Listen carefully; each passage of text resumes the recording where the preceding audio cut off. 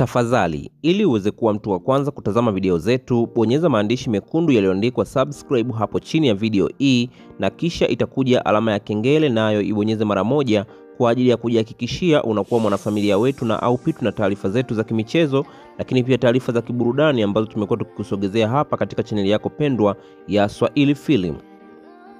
Miongoni mwa taarifa kubwa kwa sasa ambayo ina trend katika mitandao ya kijamii ni kuhusiana na penzi zito kati ya Kajala pamoja na mwanamuziki Harmonize, ambapo tunafahamu wawili hawa kipindi cha nyuma walishakuwa katika mahusiano mazito, lakini baadaye yalikuja kuvunjika kwa sababu ambazo hazikuwekwa wazi hadharani kutokana na yale ambayo yalitokea baina ya Harmonize kutaka kutembea na Paula ambaye tunafahamu ni mtoto wa Kajala. Sasa kubwa zaidi ni kuhusiana na kile ambacho amekizungumza Mange Kimambi siku ya leo mara baada ya kutajwa kwamba Harmonize ameweza kurudiana na Kajala, na hii imekuja kujionyesha dhahiri wiki moja iliyopita baada ya kuonekana gari aina ya Defender ambayo ilikuwa na plate number ya Kajala 3, ambapo inaelezwa kwamba gari hiyo ni Harmonize amenunua maalum kwa ajili ya mpenzi wake Kajala, ambapo inaelezwa kwamba mambo tayari yako vizuri na Kajala amekubali kurudiana na Harmonize kwa ajili ya kuendeleza mahusiano yao pale yalipoishia kipindi cha nyuma kabla hayajavunjika. Sasa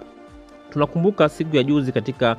birthday ya mtoto wa Mario pamoja na Paula ambaye anafahamika kwa jina la Amala, walionekana wawili hao wakiwa na ukaribu mkubwa sana, huku wakionekana kuwa na furaha nyuso zao zote, na wengi wakatafsiri kwamba huenda kuna kitu kinaendelea baina ya Harmonize pamoja na Kajala. Sasa leo hii Mange Kimambi ameweza kufichua siri nzito na kudai kwamba Kajala pamoja na Harmonize wameweza kurudiana, na kwa sasa Kajala ameweza kuhama nyumbani kwake pale Konde Gang na anaishi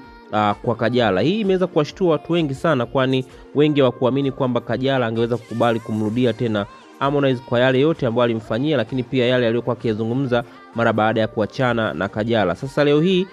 Mange Kimambi ameweza kutoa siri na kusema kwamba Kajala ameamua kurudi kwa Harmonize mara baada ya kupewa ahadi nzito ya kuweza kujengewa nyumba, lakini pia kuweza kufunguliwa biashara kubwa ambayo itaweza kutikisa jijini Dar es Salaam, kutokana na kwamba Harmonize bado ana mapenzi ya dhati kwa mwanadada Kajala. Lakini Mange Kimambi amedai kwamba